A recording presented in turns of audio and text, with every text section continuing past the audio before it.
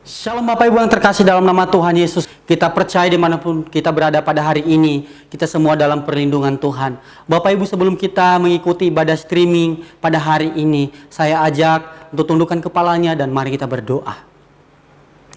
Bapa, terima kasih atas anugerah-Mu, atas kasih-Mu, penyertaan-Mu dalam kehidupan kami Tuhan. Kami mau selalu bersyukur atas segala hal Tuhan. Kami selalu memuji dan memuliakan Engkau Tuhan di setiap kehidupan kami. Biarkanlah Engkau menjadi kekuatan dan mazmur dalam kehidupan kami. Engkau menjadi gunung batu dan keselamatan kami Tuhan. Kami selalu puji Engkau Tuhan. Kami selalu sembah Engkau di setiap aspek kehidupan kami. Terima kasih Allah Bapa, terima kasih Tuhan Yesus. Kami mengucap syukur. Hanya di dalam nama Tuhan Yesus kami berdoa. Haleluya. Amin. Selamat beribadah Bapak Ibu. Tuhan Yesus memberkati. Shalom, Tuhan dikasih Tuhan. Apa kabar hari ini? Saya percaya kita menikmati kebaikan Tuhan, amin. Yang menikmati kebaikan Tuhan, berikan tepuk tangan yang dahsyat buat Tuhan kita. Haleluya. Yesus dia baik dalam kehidupan kita. Haleluya.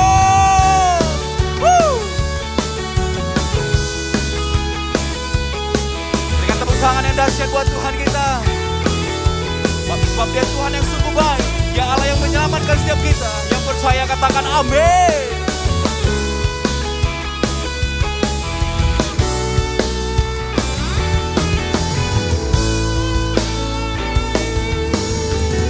Mari dengan iman sama-sama katakan.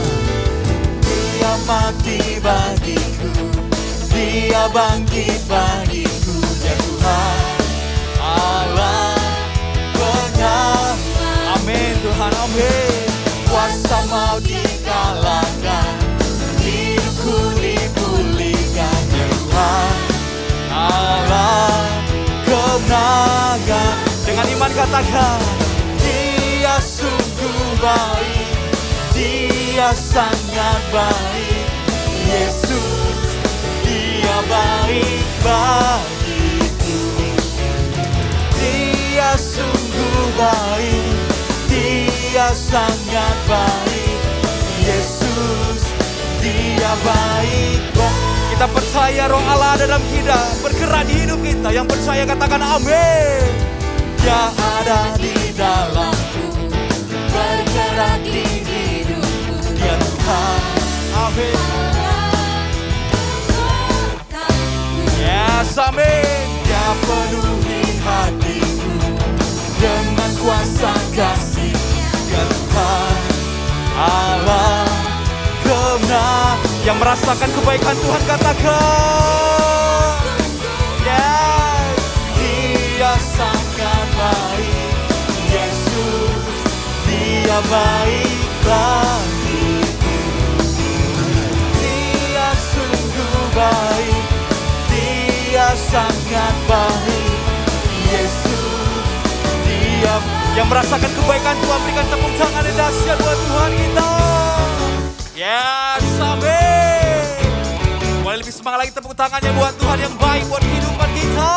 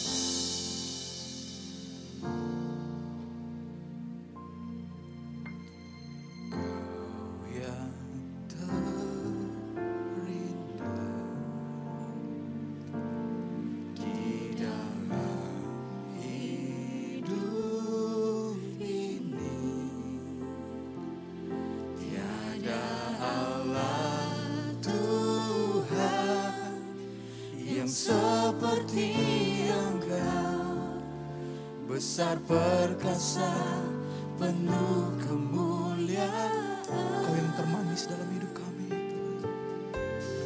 Kau yang termanis di dalam hidup ini. Ku cinta Kau lebih dari segalanya. Besar kasih setiamu kepada. Yang menikmati kebaikan Tuhan sama-sama kata.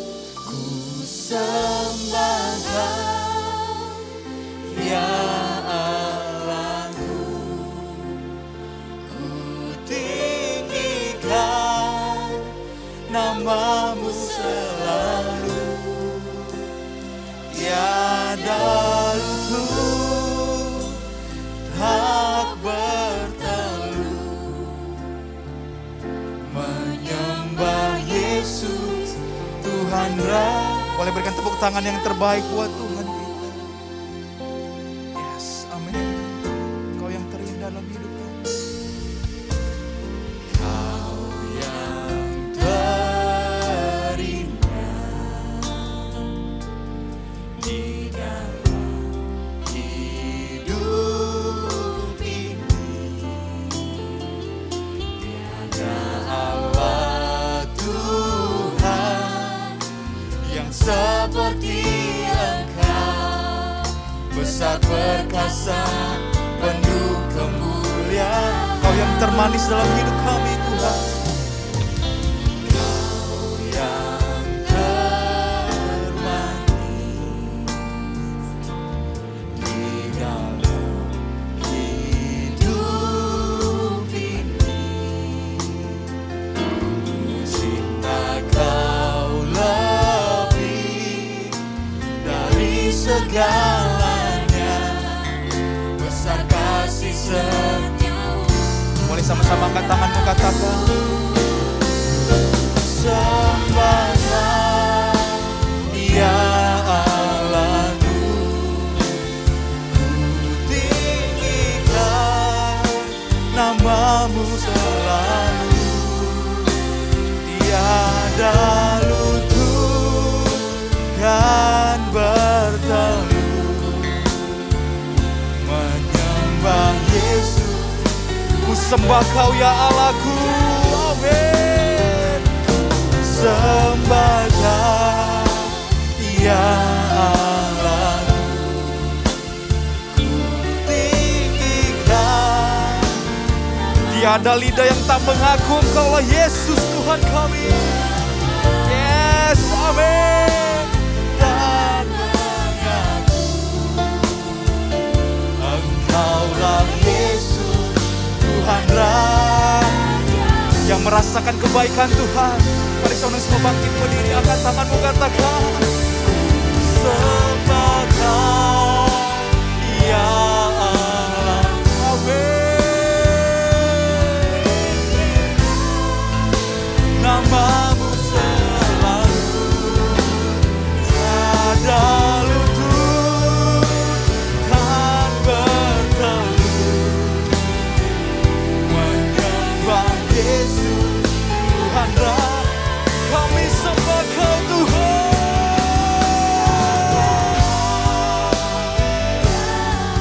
Yes, amin. Namamu selalu. Semua lidah kan menyanyi. Engkaulah Yesus Tuhan Raja. Biar semua lidah kan menyanyi. Engkaulah Yesus Tuhan Raja. Biar semua lidah mengaku. Semua lidah kan mengaku. Engkaulah Yesus Tuhan Raja. Berikan sorak-sorai tepuk tangan yang dahsyat buat Tuhan kita. Haleluya. Mari sembah Tuhan. Mari sembah Dia. Tinggikan namanya. Dia layak ditinggikan, Dia layak disembah. Amin. Kau yang terindah dalam hidup kami Tuhan. Tiada Allah Tuhan seperti Engkau. Biar segala kemuliaan, segala pengagungan bagi Raja di atas segala raja. Haleluya. Haleluya. Kau yang termanis, Kau yang termanis dalam hidup kami.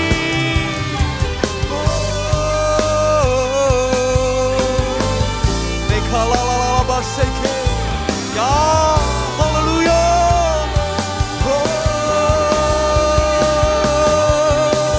Kasih-Mu besar Tuhan, kasih-Mu melimpah. Rekalalala seke, rekalalala seke. Kami sembah. Haleluya. Kami hormati hadir di tengah-tengah kami Tuhan. Dimanapun umat-Mu hari ini menyembah Kau, Kau hadir dan siap melawan setiap kami. Rekala barata kasekira la basa. Oh haleluya. Kami sembah, kami tinggikan Raja di atas segala raja. Rekala barata kasekira la basa. Ya, haleluya, haleluya.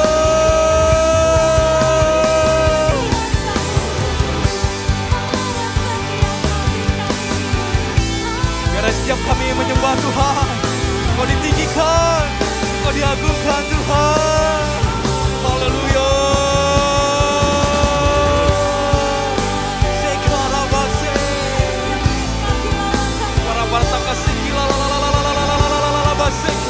Ya, sembah Dia. Dia layak ditinggikan hari ini. Dia layak diagungkan. Haleluya.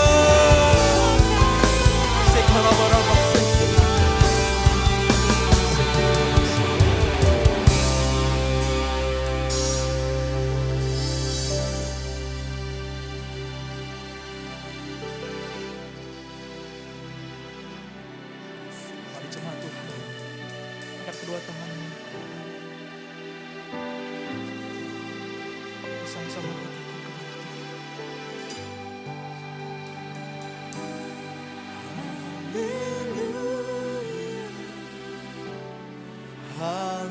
Haleluya. Saya mau cinta.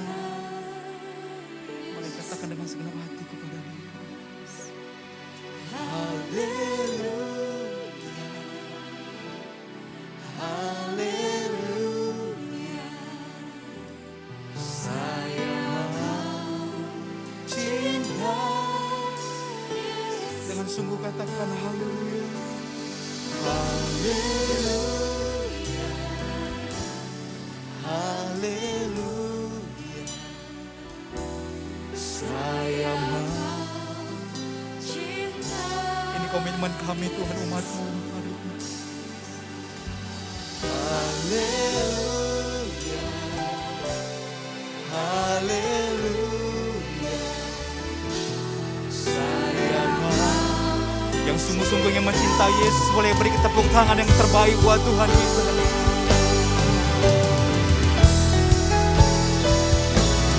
Haleluya. Haleluya. Saya mau cinta. Yang mencinta Yesus mari angkat tanganmu katakan haleluya.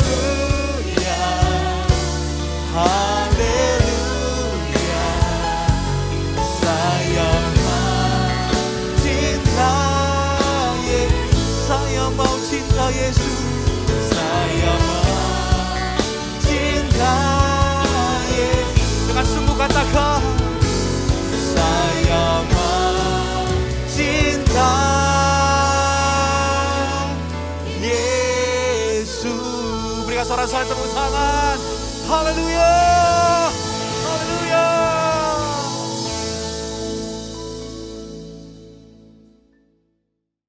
Mari kita berdoa untuk firman Tuhan. Bapa kami yang ada di dalam surga, Bapa yang kami sembah, di dalam nama Tuhan Yesus Kristus, dengan segala kerendahan hati, kami mau datang untuk mendengarkan kebenaran firman-Mu ya Tuhan.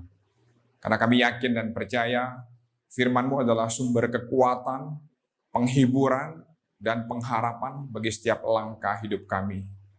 Oleh sebab itu, kami membuka hati dan pikiran untuk Tuhan dan firman-Nya.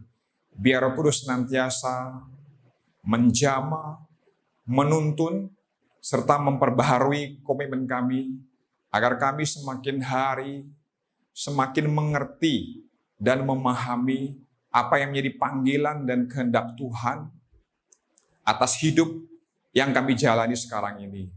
Berfirmanlah Tuhan, kami siap untuk mendengar dalam nama Tuhan Yesus Kristus. Haleluya. Amin. Shalom Bapak, Ibu, dan Saudara yang dikasihi oleh Tuhan Yesus Kristus. Senang sekali saya Pendeta Ruben Adi Abraham bisa melayani Anda pada ibadah hari ini. Hari ini saya akan menyampaikan firman dengan judul The Power of Prayer atau kuasa doa. Saudara, kita harus tahu bahwa manusia itu diciptakan oleh Tuhan sebagai makhluk 3 dimensi. Memiliki tubuh, jiwa, dan roh. Dalam 1 Tesalonika 5 ayat 23 Alkitab berkata, semoga Allah damai sejahtera menguduskan kamu seluruhnya, dan semoga roh, jiwa, dan tubuhmu terpelihara sempurna dengan tak bercacat pada kedatangan Yesus Kristus Tuhan kita.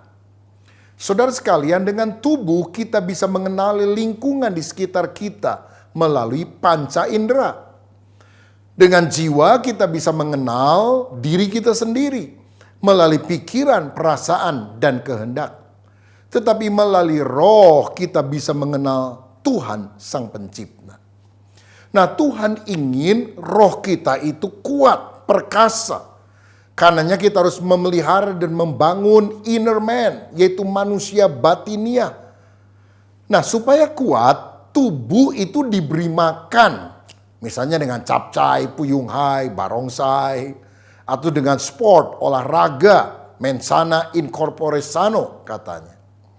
Jiwa kita harus diisi dengan pendidikan.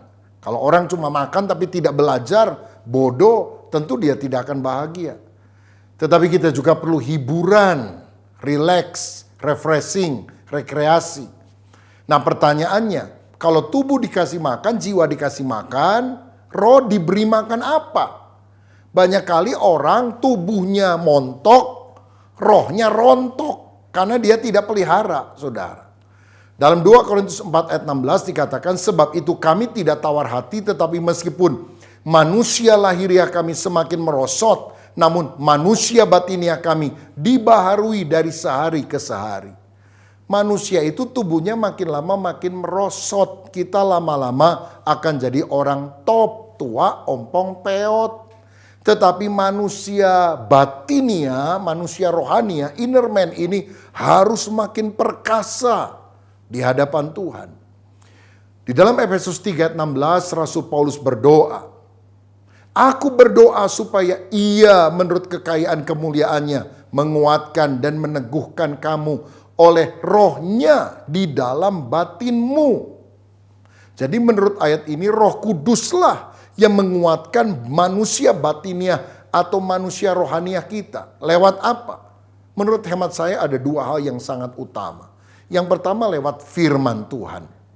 Karena Matius 4 ayat 4 berkata, manusia tidak hidup dari roti saja, tapi dari setiap firman yang keluar dari mulut Allah.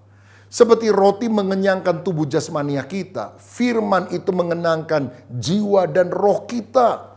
Sehingga kita perkasa, kokoh menghadapi segala tantangan di dalam kehidupan. Karena ada janji Tuhan di dalam firman-Nya yang memberikan kekuatan. Karena itu saya dorong saudara setiap hari membaca Alkitab. Alkitab akan menjauhkan saudara dari dosa. Atau sebaliknya dosa yang akan menjauhkan saudara dari Alkitab. Kalau setiap hari saudara membaca 2 pasal perjanjian lama, 2 pasal perjanjian baru. Tidak sampai setahun Alkitab kita itu akan habis atau selesai dibaca. Biar kita punya moto, no Bible, no rice. Tidak baca Alkitab, nggak makan nasi. No Bible, no breakfast. Tidak baca Alkitab, tidak sarapan. No Bible, no Super Me. Nggak baca Alkitab, nggak makan Super Me dan teman-temannya. Supaya iman kita kuat. Tetapi perkara kedua, ini yang saya akan jelaskan lebih jauh. Selain firman yang menguatkan manusia rohaniah kita, juga doa. Nah sekarang pertanyaannya, apakah yang dimaksudkan dengan doa? Yang pertama, doa adalah nafas orang beriman.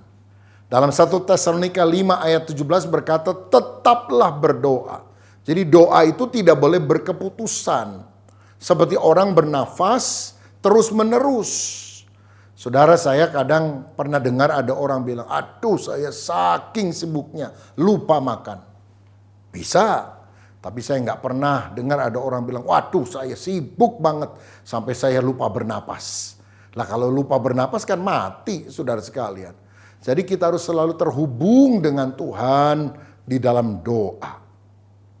Yang kedua, apakah yang dimaksudkan dengan doa? Doa adalah komunikasi dengan Tuhan. Ini adalah percakapan antara dua orang sahabat, di mana keduanya saling mengutarakan isi hatinya, berdialog, bukan monolog. Kadang-kadang kalau kita doa cuma nyerocos saja, Tuhan ini permohonan saya, amin. Tuhan mau jawab, kitanya udah ngilang, saudara sekalian.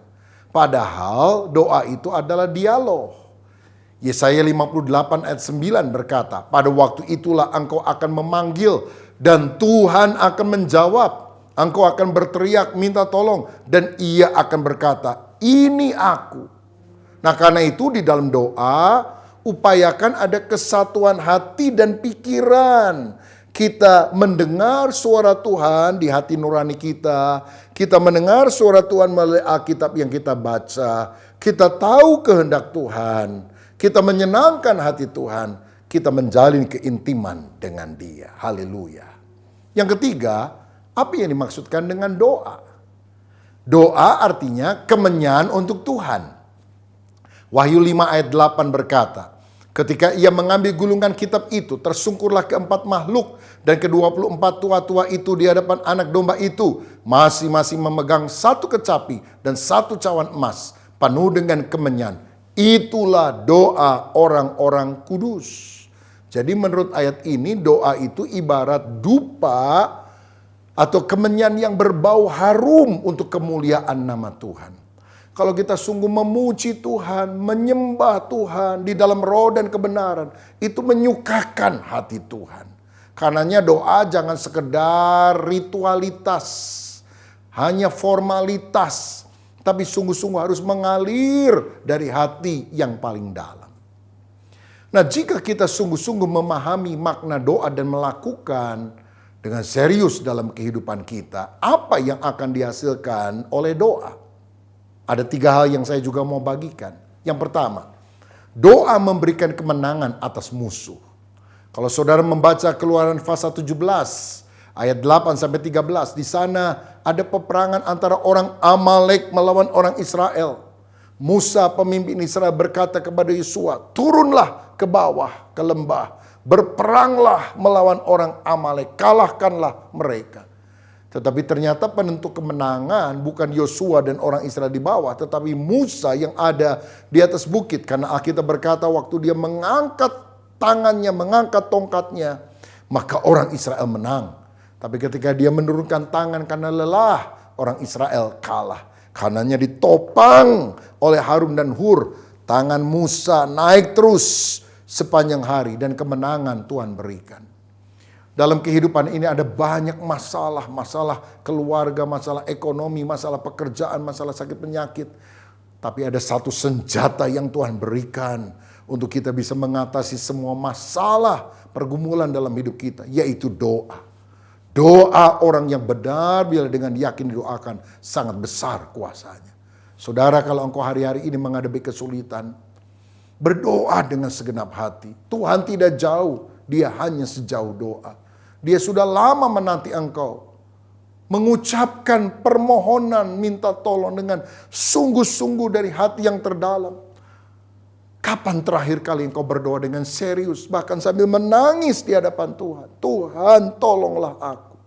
Saya yakin kalau engkau sungguh-sungguh, maka ada kemenangan yang Tuhan akan berikan di dalam doa. Yang kedua, apa yang dihasilkan doa? Doa mengatasi masalah hidup. Dalam Yohanes 15 ayat 7 dikatakan, "Jikalau kamu tinggal di dalam aku dan firman-Ku tinggal di dalam kamu, mintalah apa saja yang kamu kehendaki dan kamu akan menerimanya." Wah, ini janji Tuhan yang luar biasa. Minta apa saja, kalau memang itu kehendak Tuhan, Tuhan akan berikan kepada saudara. Berarti doa ibarat kunci untuk membuka gudang persediaan berkat Tuhan. Karena ketika kita berdoa, pertolongan Tuhan dinyatakan, mujizat Allah akan terjadi. Tuhan pernah berkata kepada para muridnya, "Mintalah kepadaku, aku akan berikan kepadamu. Sampai hari ini kamu belum meminta apa-apa, mintalah supaya penuhlah sukacitamu." Saya percaya doa itu menyebabkan masalah-masalah kita bisa teratasi. Saya pernah mendengar kisah tentang seorang dokter yang bernama Dr. Mark, dokter spesialis yang sangat ahli di bidangnya, cancer. Satu kali saudara dia harus mengikuti satu konferensi penting, dia naik pesawat. Ternyata pesawatnya itu kena angin badai sehingga tidak bisa mendarat di tempat di mana konferensi itu dilakukan, harus mendarat di kota yang lain. Dan kemudian pesawat ini nggak bisa melanjutkan penerbangan, dan penerbangan berikutnya itu baru ada 10 jam kemudian. Waduh, panik nih dokter, bisa telat dia. Lalu kemudian dia datang ke bagian tiketing, dan kemudian orang tiket berkata, "Sebetulnya kalau Anda mau, Anda bisa kejar, naik mobil sewaan, 4 jam selesai." Saudara, akhirnya dia bilang, "Oke deh, aku akan setir sendiri dan aku akan mencapai kota itu 4 jam dari sekarang." Tapi ternyata karena hujan badai itu belum berhenti, setelah dia mengemudikan 2 jam, dia tersesat saudara karena kabut sangat pekat. Dan kemudian dia lihat ada rumah kecil. Dia akhirnya pergi ke rumah itu dan bermaksud meminjam telepon kepada tuan rumah. Ternyata nggak ada telepon. Yang ada hanyalah seorang ibu dan seorang bayi yang masih kecil. Lalu ibu itu berkata, "Pak, ini hujan deras sekali, Bapak istirahat saja, tunggu hujannya berhenti. Silakan minum teh, makan kue, silakan Bapak berdoa dan menikmati apa yang saya suguhkan." Dr. Mark berkata, "Saya tidak suka berdoa, saya hanya percaya pada kerja keras." Ibu itu berkata, "Oh silahkan Pak, saya ke belakang dulu ya." Dan ibunya menunggu di belakang, karena rupanya dia sedang menjagai dan mendoakan terus anaknya yang sedang sakit keras. Ketika hujan agak reda, dokter spesialis yaitu Dr. Mark ini pergi ke belakang ingin pamit, dan dia lihat ibu itu berdoa. Lalu dia tanya, "Kenapa anakmu, Bu?" "Dia sakit dan tidak ada dokter di sini yang bisa mengobatinya. Ada dokter yang pernah bilang, ini penyakit langka. Hanya ada satu dokter spesialis yang bisa mengobatinya, namanya Dr. Mark. Kamu harus bawa kepada dia." Tapi saya tidak kenal Dr. Mark itu. Saya juga tidak tahu di mana dia prakteknya. Lagi pula saya nggak punya uang, karena itu saya berdoa minta tolong kepada Tuhan. Mendengar itu Dr. Mark tertegun, lalu dia menangis. Dan dia berkata, "God is great." Tuhan itu ajaib, Tuhan itu hebat. "Ibu, sayalah Dr. Mark itu. Saya nggak tahu kenapa saya bisa ada di sini, tapi badai itu saya rasa menjadi alat Tuhan untuk menuntun saya ke rumah ini. Oke, saya akan bawa anakmu, saya akan obati sampai dia sembuh." Saudara, ibu itu berdoa. Dia kelihatannya tanpa daya, tapi doa orang yang benar, bila dengan yakin didoakan sangat besar kuasanya. Berdoa, saudaraku. Doa memberikan kemenangan atas musuh. Doa juga mengatasi persoalan hidup. Saudara sekalian, yang ketiga, doa membuat kita mengenal Yesus lebih dalam. Dan pengenalan yang lebih dalam ini akan mengubah hidup kita sehingga kita makin mirip karakternya seperti Kristus. Dalam Filipi 3 ayat 10 dikatakan oleh Paulus, yang ku kehendaki ialah mengenal dia dan kuasa kebangkitannya dan persekutuan dalam penderitaannya, di mana aku menjadi serupa dengan dia dalam kematiannya. Kata mengenal di sini digunakan kata Yunani ginosko. Itu artinya pengenalan bukan hanya secara logika, tapi karena pengalaman berjalan bersama Kristus. Padanan kata dalam bahasa Yunani adalah yada, yang bicara soal keintiman hubungan antara suami dan istri. Tuhan mau kita intim dengan dia secara rohaniah, secara spiritual, sehingga kita falling in love. Saudara, kita sungguh-sungguh mencintai dia. Cinta kepada pribadi Yesus, bahkan lebih daripada berkatnya, bahkan lebih daripada tempat kediamannya, yaitu sorga.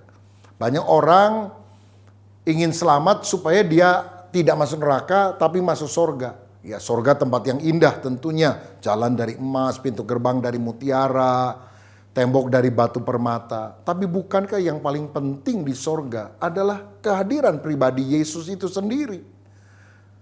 Saudara, kita merindukan hidup kekal dan kita seringkali memaknai hidup kekal adalah sorga. Tapi Yesus mendefinisikan agak berbeda tentang hidup kekal itu. Dalam Yohanes 17 ayat 3 dia berkata, inilah hidup yang kekal itu, yaitu bahwa mereka mengenal engkau satu-satunya Allah yang benar dan mengenal Yesus Kristus yang telah engkau utus. Jadi kalau kita merindukan sorga itu nanti. Tetapi kalau hidup kekal adalah pengenalan yang makin intim dengan Kristus. Mulai sekarang kita harus makin mengenal dia. Di dalam apa? Tentu di dalam doa. Doa membuat kita lebih mengenal Yesus. Haleluya. Nah, pada bagian terakhir saya akan menjelaskan tentang contoh doa. Saya akan ambil dari doa yang sangat terkenal di dalam Alkitab yang diajarkan oleh Tuhan Yesus sendiri, yaitu doa Bapa kami. Dalam Matius 6 ayat 9-13, firman Allah berkata, Bapa kami yang di sorga, dikuduskanlah namamu, datanglah kerajaanmu, jadilah kehendakmu di bumi seperti di sorga. Berikanlah kami pada hari ini makanan kami yang secukupnya, dan ampunilah kami akan kesalahan kami, seperti kami juga mengampuni orang yang bersalah kepada kami. Dan janganlah membawa kami ke dalam pencobaan, tetapi lepaskanlah kami daripada yang jahat. Karena engkaulah yang mempunyai kerajaan dan kuasa dan kemuliaan sampai selama-lamanya. Nah, saudara-saudara, ada 4 permintaan yang kita perlu lakukan di dalam doa. Yang pertama, kita perlu meminta agar kita hidup memuliakan Tuhan. Itu yang tadi dicatat di ayat 9 dan 10. Bapa kami yang di sorga, dikuduskanlah namamu, datanglah kerajaanmu, jadilah kehendakmu di bumi seperti di sorga. Artinya, melalui kehidupan kita, nama Tuhan harus dikuduskan, dimuliakan, kehendaknya ditaati di dalam kehidupan kita. Berarti doa bukan upaya supaya Tuhan mengikuti keinginan kita, tapi kita justru mengikuti keinginan Tuhan. Nah, salah satu keinginan Tuhan yang utama adalah supaya kita percaya kepada Yesus Kristus. Sehingga kita diselamatkan dan menjadi anaknya yang bisa memanggil Allah sebagai Bapa. Bukankah Yohanes 1 ayat 12 berkata, barang siapa menerima Kristus, diberinya kuasa untuk menjadi anak-anak Allah. Saudara, kalau kita bisa memanggil Tuhan sebagai Bapa, itu adalah relasi yang sangat akrab, sangat intim. Tuhan mau kita selalu bergantung kepada Dia, mengutamakan Dia. Matius 6 ayat 33 berkata, tetapi carilah dahulu kerajaan Allah dan kebenarannya, maka semuanya itu akan ditambahkan kepadamu. Saudara, mari kita memuliakan Tuhan dan punya relasi ketergantungan yang akrab dengan Tuhan. Itulah hal utama yang kita harus minta. Saudara sekalian, tahukah saudara, ketika Allah menciptakan ikan, Dia berkata kepada air, berkeriapanlah makhluk hidup di dalam, maka ikan itu jadi. Ketika Tuhan menciptakan pohon, Ia bicara kepada tanah, biarlah bumi mengeluarkan tumbuhan dan pohon. Ketika Dia menciptakan manusia, Ia berkata kepada dirinya, marilah kita menjadikan manusia menurut gambar dan rupa kita. Bila kita mengeluarkan ikan dari air, maka ikan akan mati. Bila kita mencabut pohon dari tanah, maka pohon akan mati. Begitu juga bila manusia dicabut, diputus hubungannya dari Allah, sumber hidupnya, maka dia akan mati. Karena air adalah lingkungan dan kehidupan bagi ikan. Tanah adalah lingkungan dan kehidupan bagi pohon. Begitu juga Allah dan hadiratnya adalah lingkungan dan kehidupan bagi manusia. Kita manusia tidak bisa dipisahkan dari Allah. Air tanpa ikan tetap air. Tapi ikan tanpa air mati. Tanah tanpa pohon tetap tanah. Tapi pohon tanpa tanah mati. Tuhan tanpa kita manusia, dia tetap Tuhan. Tapi manusia tanpa Tuhan akan mati. Mati secara rohani, putus hubungan persekutuan dengan Allah, dan mati secara jasmani, bahkan mati kekal, masuk ke dalam penghukuman neraka. Itu sebabnya Tuhan ingin agar kita berdoa, supaya kita selalu hidup di dalam hadiratnya, memuliakan Dia. Yang kedua, selain hidup memuliakan Tuhan, kita juga harus minta supaya kita hidup dalam berkat Tuhan. Ayat 11 berkata, berikanlah kami pada hari ini makanan kami yang secukupnya. Saudara sekalian, Allah itu memperhatikan kebutuhan kita, anak-anaknya. Karena itu kita perlu berdoa minta berkat kepada Bapa. Karena Dia adalah sumber berkat dan segalanya. Dia adalah Yehovah Jireh, Allah yang menyediakan segala kebutuhan kita. Karena itu jangan kita khawatir, bahkan di masa pandemi ini Tuhan tetap memelihara kita. Orang Israel berjalan 40 tahun di padang pasir, tidak bisa bercocok tanam. Tapi 40 tahun Tuhan memelihara mereka dengan mana? Roti dari sorga. Ketika 3,5 tahun kelaparan, kekeringan terjadi di Israel, Tuhan memelihara hambanya Nabi Elia di tepi satu sungai yang kecil, sungai Kerit. Dan setiap pagi dan petang burung datang membawa dia makanan, yaitu roti dan daging. Tuhan Yesus sendiri pernah berkata, burung di udara Tuhan pelihara, apalagi kamu orang percaya. Bukankah kita lebih berharga daripada burung? Percayalah, Tuhan adalah sumber berkat-Mu. Karena itu saudara perlu berdoa, berikanlah kami makanan kami yang secukupnya. Ini juga mengajarkan kita tidak boleh serakah, tidak boleh menimbun. Karena yang kita perlu minta bukan berkat yang sebanyak-banyaknya, tetapi yang secukupnya. Bahkan kita harus belajar memberi. Berikanlah kami, bukan berikanlah saya. Orang kadang sekarang ini makin kaya, malah makin serakah, saudara. Kalau lagi miskin doanya begini, apa makan ya saya hari ini? Kalau ada duit, makan apa ya saya hari ini? Tambah kaya, makan di mana ya saya hari ini? Tambah kaya, makan siapa ya saya hari ini? Waduh, saudara, makin kaya makin serakah.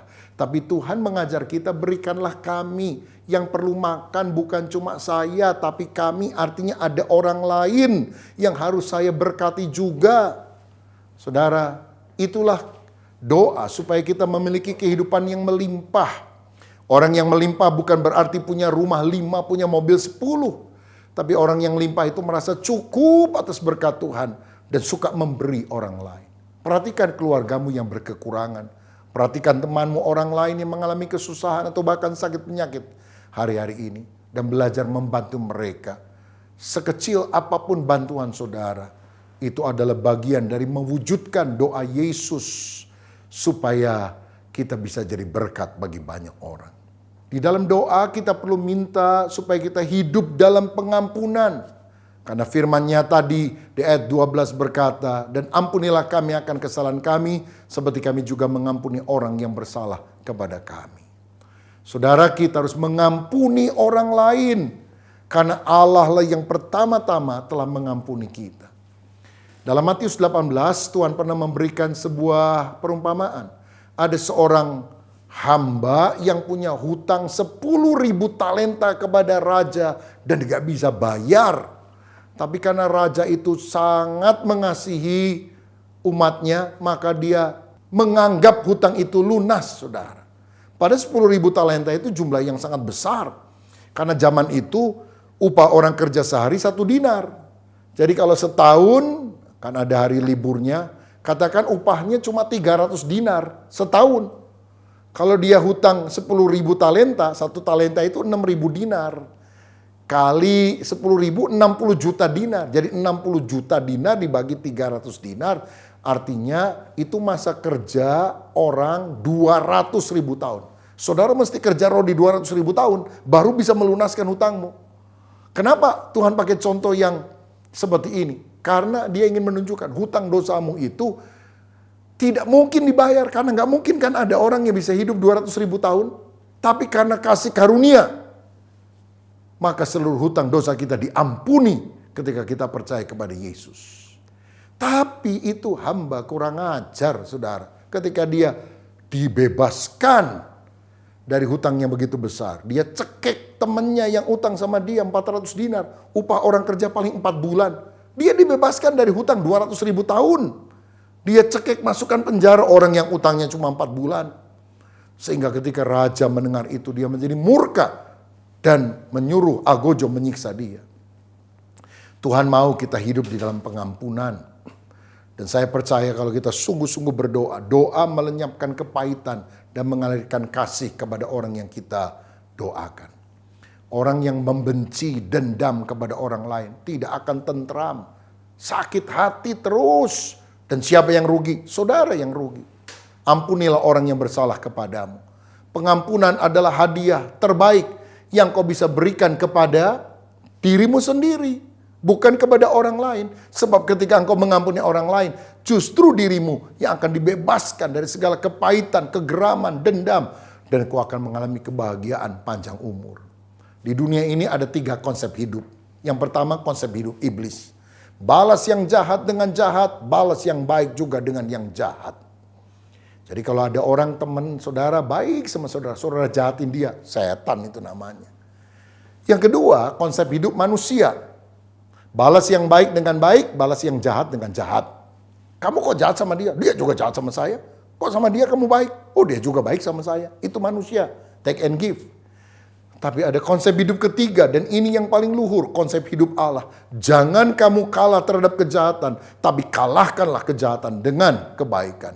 Dan itulah yang dilakukan Yesus. Ketika dia disalib, dia berkata, Bapa ampunilah mereka. Karena mereka tidak tahu apa yang mereka perbuat. Saudara, pengampunan itu bukan hanya feeling, perasaan, tapi kemauan. Satu keputusan untuk kita mengampuni orang yang bersalah. Dan kalau kita bisa mengampuni orang lain, sebetulnya kita melakukan kebaikan yang mengalahkan kejahatan. Kita mengikuti doa dari Tuhan Yesus. Dan hal yang terakhir, apa yang kita perlu doakan? Kita harus hidup dalam kemenangan. Ayat 13 berkata, dan janganlah membawa kami ke dalam pencobaan, tetapi lepaskanlah kami daripada yang jahat. Dalam Alkitab versi The Message, dikatakan, keep us safe from ourselves and the devil.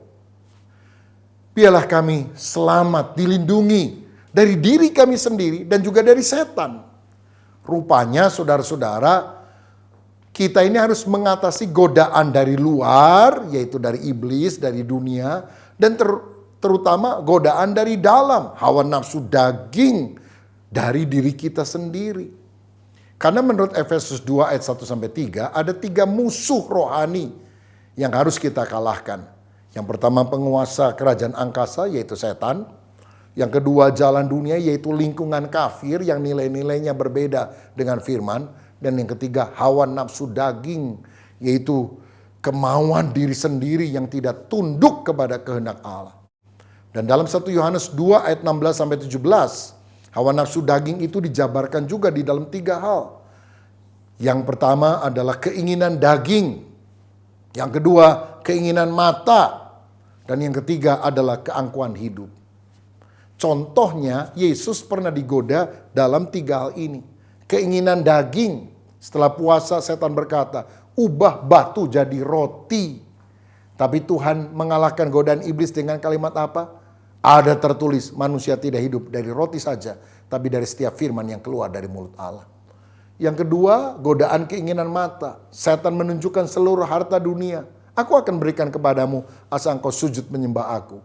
Tapi Yesus menang karena apa? Dia berkata, ada tertulis, hanya Allah saja yang engkau harus sembah. Dan yang ketiga, keangkuhan hidup, kesombongan. Jatuhkanlah dirimu dari bait Allah, maka malaikat akan menatang engkau.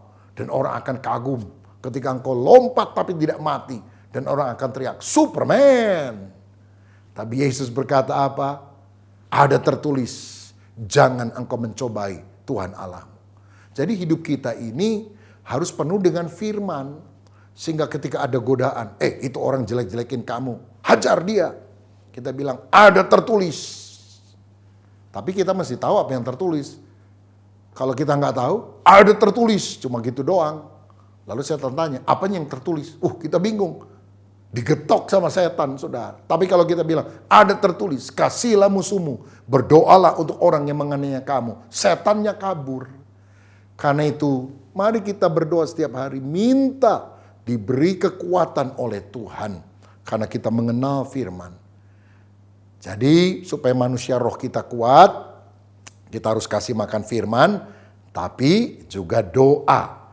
Karena Matius 26 ayat 41 sebagai ayat penutup, Yesus pernah berkata, berjaga-jagalah dan berdoalah supaya kamu jangan jatuh ke dalam pencobaan. Roh memang penurut tetapi daging lemah.